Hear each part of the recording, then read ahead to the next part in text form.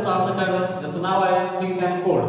जर तुम्ही आमच्या चॅनलवर जुने असाल तर तुम्हाला माहिती असेल 4-5 आय थिंक 6 किंवा 5-6 दिवसापूर्वी मी एक व्हिडिओ टाकला होता ज्यात मी तुम्हाला सांगितलं होतं की आपण सी प्रोग्रामिंगचे ट्युटोरियल सी लँग्वेज शिकण्याचं सुरू करणार आहे, शिकण्यासाठी सुरू करणार आहे ते व्हाईट बोर्डच्या मदतीने. हा मित्रांनो, without any computer, without any laptop, without any mobile, without any tablet, without any device we can also learn C language. आपण C language without any device शिकू शकतो. जर तुमच्याकडे एक सिंपल साधा मोबाईल असेल ज्यावर तुम्ही आपला व्हिडिओ बघता त्या मोबाईलवर सुद्धा तुम्ही सी शिकू शकता. सी कशी शिकायची हे मी तुम्हाला शिकवणार. तर मोबाईल यूज करून आपण सी शिकणार आहोत. आपले माझी ऍप्टिट्यूडची ट्रेनिंग वगैरे चालू असल्यामुळे आपले खूप दिवस वाया गेले आहेत. 7 दिवसानंतर आज व्हिडिओ येत आहे. इथून पुढे डिले होणार नाही याची पूर्ण काळजी घेईल. तर टाइम न घालवता आपण व्हिडिओची सुरुवात करूया. सी लँग्वेज ही एक प्रोग्रामिंग लँग्वेज आहे, सर्वांना माहिती आहे. सीच्या नंतर खूप सारे लँग्वेजेस आहेत, सीच्या पहिले खूप सारे लँग्वेजेस होते. त्यामुळे आपण सीची एक बेसिक हिस्ट्री बघूया. सी लँग्वेज ही जगाला इंट्रोड्यूस करण्यात आली 1972 मध्ये डेनिस रिची. तुमची नावाची स्पेलिंग वगैरे सोडून द्या, पण सी लँग्वेज ही 1972 मध्ये इंट्रोड्यूस करण्यात आली. तिच्या पहिले पास्कल, असेंब्ली, खूप साऱ्या लँग्वेजेस होत्या. असेंब्ली लँग्वेज डायरेक्ट आपल्या मायक्रो प्रोसेसर सोबत वर्क करते. जर सीएसआयटी रिलेटेड तुम्ही असाल तर तुम्हाला माहिती असेल, नसेल तर सोडून द्या, कारण आपण सी पासून पुढे सुरुवात करणार आहोत. तर सी लँग्वेज 1972 मध्ये. त्यानंतर सी मध्ये थोडे ऍडिशनल चेंजेस करून C++, त्यानंतर जावा, त्यानंतर पायथॉन, अशा खूप साऱ्या लँग्वेजेस त्यानंतर इंट्रोड्यूस करण्यात आला. एका लँग्वेजचा बेस, सीच्या पहिले एक लँग्वेज होती तिचं नाव होतं बीच्या पहिले पास्कल, असेंब्ली लँग्वेज असं आहे. बी नंतर सी नंतर C++, नंतर जावा, नंतर पायथॉन, अशा खूप सारे लँग्वेजेस आज मार्केटमध्ये अवेलेबल आहेत. आपण सुरुवात करणार आहोत सी पासून. 1972 साली डेनिस रिची नामक एका व्यक्तीने ही लँग्वेज डेव्हलप केली. आता सीला आपण डायरेक्ट थेरोटिकल कन्सेप्ट सोडून द्या.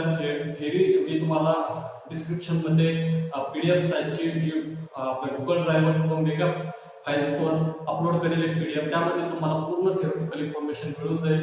आपण बघूया प्रोग्रामिंग रिलेटेड कन्सेप्ट. आता सी लँग्वेज किंवा कोणत्या लँग्वेजचा कोड करत असताना आपल्याला सर्वात पहिले त्या प्रोग्रामचं किंवा त्या प्रॉब्लेमचं डॉक्युमेंटेशन करणं खूप महत्त्वाचं असतं. आता डॉक्युमेंटेशन म्हणजे त्या प्रोग्रामला आपण सॉल्व्ह कसं करणार. एखादा प्रॉब्लेम आपल्याला सॉल्व्ह करायचा आहे तर आपला अप्रोच असेल त्या प्रोग्रामला सॉल्व्ह करण्यासाठी ते आपण पहिले स्टेप बाय स्टेप ठरवून घेणार. त्यानंतर कोडिंग पार्ट खूप छोटा असतो. कोडिंग पार्ट सर्वात महत्त्वाचे असतात. सर्वात सुरुवात होती अल्गोरिदम. Number 1 algorithm. आता अल्गोरिदम म्हणजे काय? अल्गोरिदम म्हणजे step by step procedure to solve any problem solve करण्यासाठी आपण जे प्रोसिजर यूज करतो त्याला अल्गोरिदम म्हणतात. जसं की एक सिंपल एक्झाम्पल देतो मी. माझ्याकडे प्रॉब्लेम आहे की मला 2 नंबरची ऍडिशन करायची. आता 2 नंबरची ऍडिशन करण्यासाठी फर्स्ट स्टेप म्हणजे काय असणार? मला 2 नंबर लागणार. Number 1 step, take 2 numbers. त्यानंतर माझी स्टेप काय असणार? नंबर 2 मी त्या दोघांची ऍडिशन करणार. ऍडिशन कशी करणार? n1 + n2 ऍडिशन झाली. आता थर्ड स्टेप माझी मी ती ऍडिशन केली ती कोणाला तरी दाखवणार. कोणीतरी मला 2 नंबर देणार. सपोज आता मी आहे, मला ऍडिशन लागते. तुम्ही प्रोग्रामर आहे, तुम्ही प्रोग्राम केला ऍडिशनचा. त्या प्रोग्रामला मी 2 नंबर दिले. First step. सेकंड स्टेप, प्रोग्राममध्ये तुम्ही ऍडिशन केली. हा प्रोग्राम तुम्ही तुमच्या हिशोबाने क्रिएट केला ऍडिशनसाठी. आता मला तुम्ही रिझल्ट दाखवा. मी तुम्हाला 2 नंबर दिले म्हणून तुम्ही मला ऍडिशन दाखवणार. ऍडिशन काय आहे? इथं ऍडिशन प्रिंट करणार. हे झालं अल्गोरिदम, सिंपल अल्गोरिदम. जसं की आपण सकाळी उठतो, सर्वात पहिले जेवण नाही घेत सकाळी, म्हणजे सर्वात पहिले तर आपण तोंड धुतो, फ्रेश होतो, आंघोळ करतो. काही नाश्ता करते मग आंघोळ करते, काही आंघोळ करून नाश्ता करते, काही आमच्यासारखे राहते ते कुठे 10 वाजता, म्हणजे ऑनलाईन चालू असल्यामुळे बाकी असं काही नाही. अल्गोरिदम. आता algorithm step by step procedure आहे. याची पण थेरटिकल इन्फॉर्मेशन मी तुम्हाला पीडीएफ मध्ये देईन. हे खूप म्हणजे महत्वाचं आहे, पण आपल्याला प्रोग्रामिंग कडे जायचं आहे त्यामुळे मी थोडं फास्ट स्किप करणार. Number 2 flow charts. आता फ्लो चार्ट्स काय? Flow chart. चार्ट म्हणजेच काय, ग्राफिकल रिप्रेझेंटेशन किंवा हार्ड रिप्रेझेंटेशन पण म्हणू शकतो आपण. सपोज एक पेपर घेतला पोस्टर टाईप, त्यावर पण आपण करू शकतो, तो पण चार्ट असतो. ऑनलाईन जर पीपीटी किंवा कुठे करीत असेल तो पण एक चार्ट असतो. Flow chart. Flow chart is nothing but the graphical representation of this. जर एका अल्गोरिदमला तुम्ही डायग्राम ग्राफिकल जर त्याला शो करीत असेल तर ते झालं त्या अल्गोरिदमचा फ्लो चार्ट, त्या प्रोग्रामचा फ्लो चार्ट, त्या प्रॉब्लेमचा फ्लो चार्ट. सॉरी. आता फ्लो चार्टचे काही कंपोनंट्स आहेत, जसं की रेक्टँगल, इन शॉर्ट आयत, त्यानंतर क्रॉस रेक्टँगल, वाकलेला आयत, झुकलेलं, झुकेगा नाही. त्यानंतर काय डायमंड असंही असतं, हे कंडिशनसाठी यूज केलं जातं. त्यानंतर एक असं इनपुट स्टार्ट अँड एंड साठी यूज केलं जातं.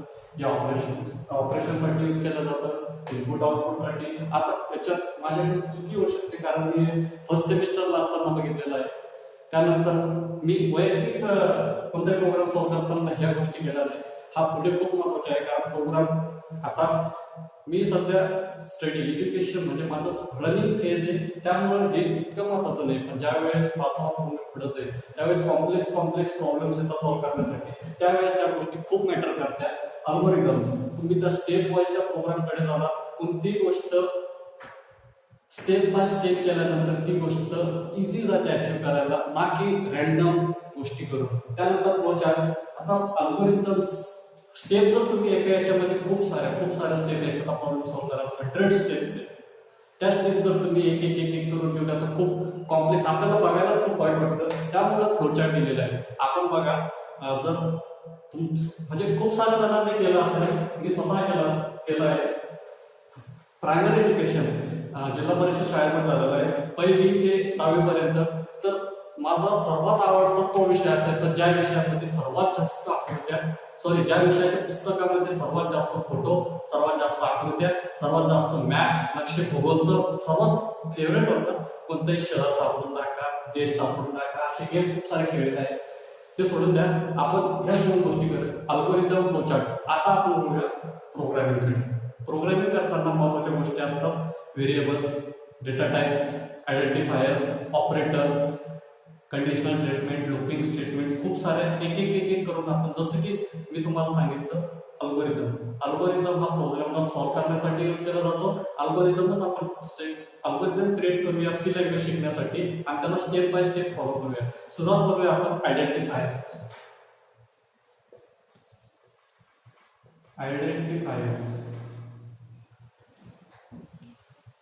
आता आयडेंटिफायर्स म्हणजे काय? माझं नाव आहे विकास चंद्र. खूप रेअरली नेम आहे, विकास खूप असतं. विकास चंद्र नाव असल्यामुळे विकास चंद्र हे मला आयडेंटिफायर आहे.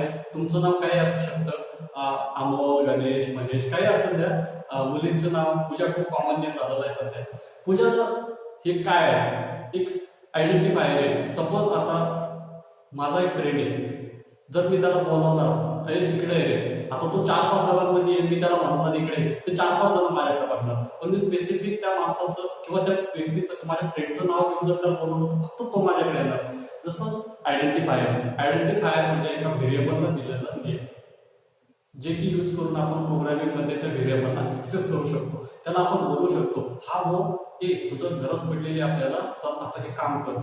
आयडेंटिफायर्स. आता आयडेंटिफायर्सचे काही रूल्स आहेत. आयडेंटिफायर्स म्हणजे इन शॉर्ट व्हेरिएबल नेम करूया, फंक्शन नेम, त्यानंतर तुम्ही कोणत्याही गोष्टी नेम देऊ शकता. स्ट्रक्चर झाले म्हणजे स्ट्रक्चर आहे, फंक्शन युनियन्स आहे, अशा गोष्टींना पॉइंटर्स आहे.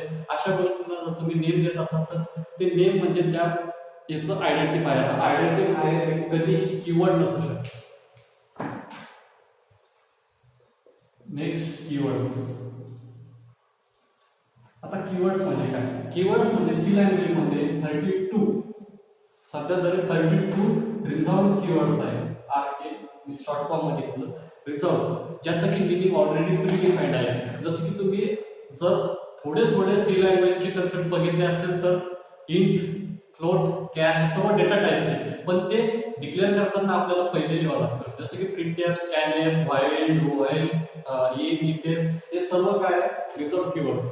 त्याचा यूज करून आपण म्हणजे त्या गोष्टींची मिनिंग ऑलरेडी सीच्या ज्या डॉक्युमेंटेशन आहे, सी प्रोग्रामिंग लँग्वेज आहे त्याच्यामध्ये ऑलरेडी प्री डिफाईन्ड आहे. त्या 32 कीवर्ड्स, हे 32 कीवर्ड्स आपण ऍज आयडेंटिफायर यूज करू शकत नाही.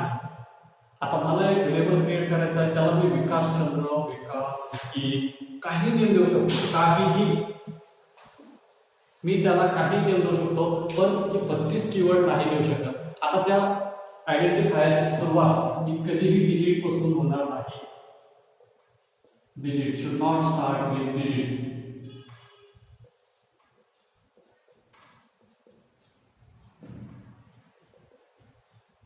Should not start with digit. आता डिजिटने कोणत्याही आयडेंटिफायरची सुरुवात होणार नाही, कोणत्याही व्हेरिएबलची, कोणत्याही कशाचीही डिजिटने सुरुवात होणार नाही. डिजिटने अंक होऊ शकतो, म्हणजे इन शॉर्ट इंट होऊ शकतो. जसं की मला एक व्हेरिएबल आणतो n1, आता मी याला असं करू शकतो n1, पण मी याला असं नाही करू शकत 1n. डिजिटने सुरुवात होणार नाही, स्पेस चालणार नाही. n1 इज राईट, पण n space 1 this is wrong. n space 1 मी करू शकणार नाही, स्पेशल सिम्बॉल मी यूज करू शकणार नाही, एक्सपेक्ट अंडरस्कोर. अंडरस्कोर सोडून मी कोणताही special symbol as a digit as a identifier मध्ये यूज करू शकत नाही. आता याला मी n1 असं करू शकतो, दिस इज राईट. बट मी जर असं करायचा प्रयत्न केला *1 किंवा सॉरी दिस इज रॉंग, किंवा n#1 this is also wrong. Underscore म्हणजे ती खालची रेष, डॅश नाही असंही करू शकत नाही, दिस इज ऑल्सो रॉंग. हे डॅश हायपर पण होऊ शकतो मी त्याला, ते आपण ऍज आयडेंटिफायर यूज करू शकणार नाही. आता याच्यानंतर खूप सारे कोर्स आहे आयडेंटिफायरचे. सिंपल आणि बेसिक रूल इतकं ध्यानात ठेवा, डिजिटने एंड होणार नाही. स्पेशल सिम्बॉल अंडरस्कोर सोडून आपण दुसरा यूज करू शकणार नाही. आणि जे 32 कीवर्ड जे आहे ऑलरेडी डिफाईन्ड आहे त्यांचं मिनिंग, ते आपण यूज करू शकणार नाही. ते सोडून तुम्ही काहीही यूज करू शकता. आता 32 कीवर्ड कोणते आहेत ते पण मी तुम्हाला एका पीडीएफ मध्ये ते 32 कीवर्ड आहेत. ते 32 कीवर्ड सोडून तुम्ही तुमच्या व्हेरिएबलचं काहीही नामकरण करू शकता. तुम्ही तुमच्या फ्रेंडचं नाव द्या, तुम्ही गर्लफ्रेंडचं नाव द्या, बॉयफ्रेंडचं नाव द्या, मित्राचं नाव द्या, एक्सचं नाव द्या, इतकंच काय तुम्ही तुमच्या पेटचं, कुत्र्याचं, मांजरीचं पण नाव त्या व्हेरिएबलला देऊ शकता. आयडेंटिफायर्स. त्यानंतर आयडेंटिफायर्सचे काही एक्झाम्पल घेऊया आपण. सपोज मला एक प्रोग्राम करायचा आहे ऍडिशनचा. ऍडिशन मध्ये मला काय महत्वाचं आहे, दोन नंबर्स मला महत्वाचे आहेत. आता हे दोन नंबर मी कसे करणार, n1, n2 हे दोन माझे झाले आयडेंटिफायर 1, आयडेंटिफायर 2. आता यांचे ऍडिशन होणार, ते ऍडिशन पण एका नंबर मध्ये जाणार. या दोघांचे ऍडिशन होऊन तिसरा नंबर मला भेटणार, तो तिसरा नंबर असणार ऍड. आता ऍड का, मी ते ऍडिशन पण करू शकतो, जसं की तुम्हाला म्हणालो कोणाचंही नाव तुम्ही आयडेंटिफायरला देऊ शकता. मी याला ऍड करू शकतो, मी याला ऍड करू शकतो, सॉरी ऍडिशन करू शकतो, ऍड करू शकतो, ए करू शकतो, किंवा माझं नाव देऊ शकतो विकास चंद्र, विकास व्ही. n1 n2 सोडून हे ऑलरेडी डिफाईन झालेले आहे, हे ऑलरेडी डिक्लेअर आहे, त्याचं मिनिंग ऑलरेडी डिफाईन. हे सोडून मी काही करू शकतो, A B C D Z पर्यंत काही देऊ शकतो, पण n1 n2 सोडून n सुद्धा करू शकतो. जसं की मी काय करणार आता, n = n1 + n2 या दोघांचे ऍडिशन होणार, n मध्ये ऍडिशन स्टोअर होणार. सपोज यांची व्हॅल्यू आहे 10, 20, तर यांची व्हॅल्यू होणार 30. अशा प्रकारे तुम्हाला आयडेंटिफायर कळाले असेल तर आपण व्हेरिएबल्स कडे वळूया. व्हेरिएबल्स, आयडेंटिफायर्स दोन, आणि कीवर्ड्स तर बेसिक काही वर्ड्स आहेत, रिझॉल्व वर्ड्स आहेत, 32 रिझॉल्व कीवर्ड्स आहेत सी लँग्वेज मध्ये, जे की तुम्ही चेक करू शकता, मी डिस्क्रिप्शन मध्ये देते. त्यानंतर आयडेंटिफायर्स आणि व्हेरिएबल्स या दोन गोष्टी आज आपण घेऊया. डेटा टाइप्स वगैरे. डेटा टाइप्स खूप महत्वाचे आहे. डेटा टाइप एक सेपरेट वीडियो मला डेटा टाइप्स को बना लगेगा। मी फक्त सीचे एक बेसिक इंट्रोडक्शन, सीची थोडीफार हिस्ट्री, अल्गोरिदम, फ्लोचार्ट्स, आयडेंटिफायर्स आणि व्हेरिएबल्स या कन्सेप्टवर आजचा व्हिडिओ बनवणार आहे। मला खूप लंबे व्हिडिओ बनवायचे नाही, ते तुम्हाला पण बघायला बोर होतं, मला पण मध्ये बनवायला बोर होतं। व्हेरिएबल्स,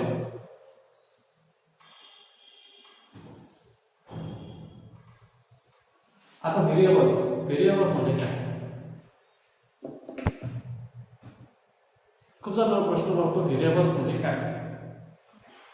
व्हेरिएबल्स म्हणजे असं एक कंपोनंट, असा एक एलिमेंट जो आपण कसा यूज करू शकतो, कुठे यूज करू शकतो आपल्या मनाने। एक्झाम्पल द्यायचं म्हणलं तर माझे पप्पा, सपोज माझ्या वडिलांना किंवा आईला जर काही काम करायचं असेल, जा दुकानातून हे घेऊन ये, जा दुकानातून ते घेऊन ये, त्यांच्यासाठी मी एक व्हेरिएबल आहे। ते मला कॉल करतात, इकडे जा घेऊन ये, इकडे जा घेऊन ये। तसंच आपण व्हेरिएबल डिक्लेअर करू शकतो आणि व्हेरिएबलला आपण कामाला ठेवू शकतो। आता कसं ठेवू शकतो त्याला अनुभव, त्याला काम करायला लावू शकतो आपण, त्याला ऑपरेशन्स करायला लावू शकतो। आता व्हेरिएबल्सला आपण ऑपरेशन कसे करायला लावू शकतो? सपोज माझ्याकडे एक ऍडिशनचा प्रॉब्लेम आहे, तोच आपण कंटिन्यू करूया। N1 N2 आणि ऍड नावाचा जो की ऍडिशनसाठी। आता N1 आहे 10, N2 आहे 20 आणि ऍडिशन आपल्याला माहिती आहे कारण आतापर्यंत याची ऍडिशन झाली नाही। आता N1 काय आहे? आयडेंटिफायर।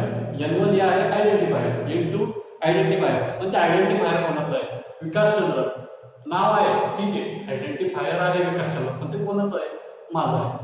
माझं नाव आहे, जसं तुमचं नाव तुमचं असू शकतं, पण ते नाव कोणाचं आहे? ते तुमचं नाव आहे। नाव फक्त एक आयडेंटिफायर आहे, जी गोष्ट आयडेंटिफाय करण्यासाठी दिली जाते, पण ते आयडेंटिफाय कोणाला करते?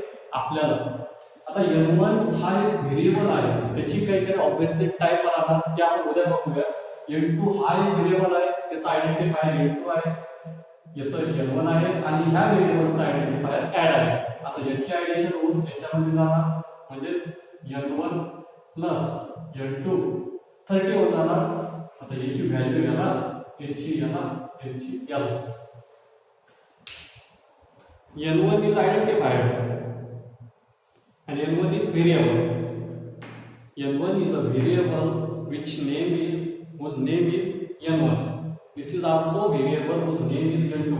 आता जर मला ऍडिशन करायची असेल, मी कॉल कोणाला करणार? N1 आणि N2 ला। N1 इकडे N2 मध्ये ऍड होतं आणि ऍडला तुम्ही जी व्हॅल्यू पास करून टाका, हे दोघं एकमेकांसोबत ऍड होतील आणि व्हॅल्यू याला पास होईल। आता मी असं नाही करू शकेल की N3 प्लस N4, मला कंपायलर एरर देईल। कंपायलर एरर काय देईल? N3 आणि N4 अख्ख्या प्रोग्राम मध्ये माझ्या दिसतंय तुम्हाला कुठं? N3 आणि N4, N1 आहे, N2 आहे आणि ऍड आहे। हे झालं व्हेरिएबल। जर तुम्हाला काही डाऊट असेल, तुम्हाला जर काही कळत नसेल, तर तुम्ही कमेंट बॉक्स मध्ये मला सजेशन करून देऊ शकता। सध्या माझी स्टडी चालू आहे, माझं एज्युकेशन सध्या चालू आहे, ठीक आहे। मी परफेक्ट व्हिडिओ नाही बनवू शकत, मी माझ्या टीचर्स इतका किंवा तुमच्या टीचर्स इतका हे स्किल माझ्याकडे नाही आहे, पण मी जस्ट एक ट्राय करत आहे। जर तुम्हाला कळत असेल तर कमेंट बॉक्समध्ये तसं सांगा, नसेल कळेल तर तसंही सांगा, आपण त्या नक्की इम्प्रूव्ह करून अजून चांगले व्हिडिओ बनवूया। जर तुम्हाला दिसत नसेल, खूप सारा जुगाड करून हा सेटअप तयार केलेला आहे। जर तुम्हाला याच्यात काही प्रॉब्लेम असेल तर ते तुम्ही सांगू शकता। आणि आतापर्यंत जर तुम्ही हा व्हिडिओ बघत असाल तर एक मोलाचं काम, एक पुण्याचं काम तुम्ही करून नक्की सबस्क्राईब करा चॅनलला आणि बेल आयकॉन, नोटिफिकेशन बेल आयकॉनला तुम्ही ऑलवर सेट करून टाका, जे की याच्या पुढे जे व्हिडिओज येणार आहेत ते तुमचे कधी मिस होणार नाही। तुमचे सजेशन्स नेहमी मी एक एक करून चेक करणार आणि ते मी इम्प्रूव्ह करण्याचा नक्की प्रयत्न करणार। माझी लँग्वेज कळत नसेल, माझं काही चुका होत असेल तर ते तुम्ही नक्की मला सांगू शकता। धन्यवाद, मिळूया पुढच्या व्हिडिओमध्ये।